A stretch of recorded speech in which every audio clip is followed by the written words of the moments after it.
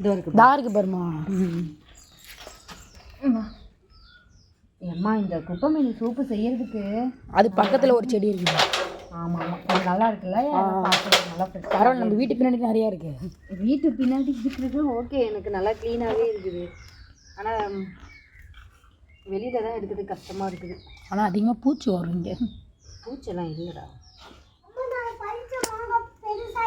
குப்பைமேனி வந்துட்டு அவ்வளோ நல்லதுடா இந்த சோப்பு. எவ்வளோ மாதிரி தேவைப்படும்? அதாவது நமக்கு ஒரு 100 ml தேவைப்படுது இதோடைய ஜூஸ்னாக்க, நம்ம அதுக்கேற்ற மாதிரி குப்பைமேனியும் நீமும் பறிச்சிக்கணும். ஓ, ரெண்டையும் சேர்த்து கூட பண்ணலாம். ஆவரம்பூ எப்போ பறிக்கலாம்? ஆவரம்பூ போகணுண்டா. வா வா போகலாம். இங்கே வா, டூ வேறு இருக்குது பாரு, பறிச்சிக்கலாமா? எங்கே பாரு எவ்வளோ குட்டி குட்டியாக இருக்குது பாரு. அதுக்கு வளரட்டும், விடுமா இருக்குது. என்ன வளரட்டுமே, வளர்ந்தான் விடுறேன்.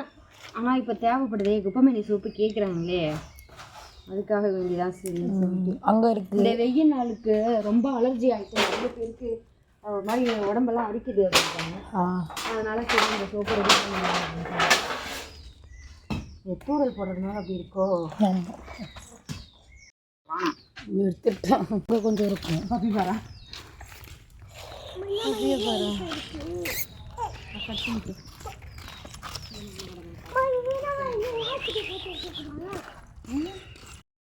இது நல்லா இருக்குல்ல, இது ஓகே. எனக்கு பார்த்து பாருமா. பார்த்துக்கிறேன். நல்லா ஃப்ரெஷ்ஷாக இருக்குது. இப்படி நல்லா இருக்குது. சோப்பு பண்ணுறதுக்கே ஒரு இன்ட்ரெஸ்டாக இருக்குது. சூப்பராக இருக்குல்ல, இருக்குது. இதை முடிச்சுட்டு போயிட்டு ஆவாரம்பூவும் பறிச்சுட்டு வந்துடலாமா? ஆவாரம்பூ கூட தேவைப்படுது. ஆவாரம்பூ இல்லைப்பா அந்த மரத்தில்.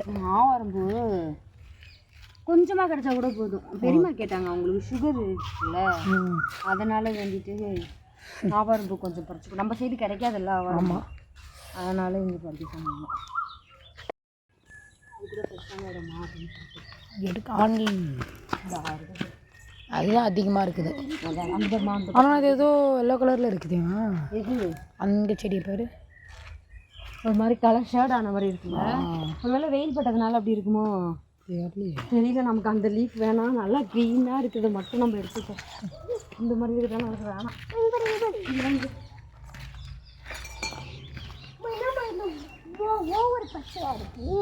இப்படி தான் இருக்கணும். இந்த மாதிரி ஃப்ரெஷ்ஷாக இருந்தால் ஓகே. ஆனால் கொஞ்சம் அந்த கலர் க்ரீன்ஸ் மாறினா கூட நமக்கு வேண்டாம். இது எத்தனை வாட்டிமா வாஷ் பண்ணணும்?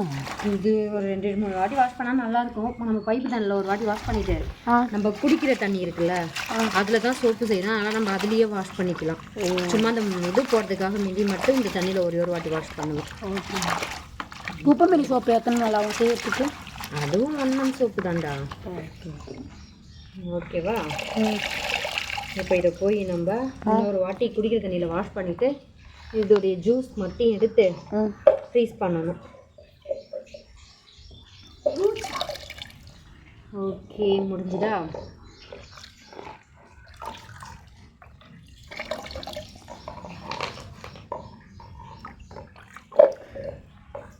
எவ்வளோ அழுக்கு இருக்குது. அழுக்கு இல்லை, நம்ம மண்ணில் இருக்கும்ல, அதனால ஓகே முடிஞ்சுது.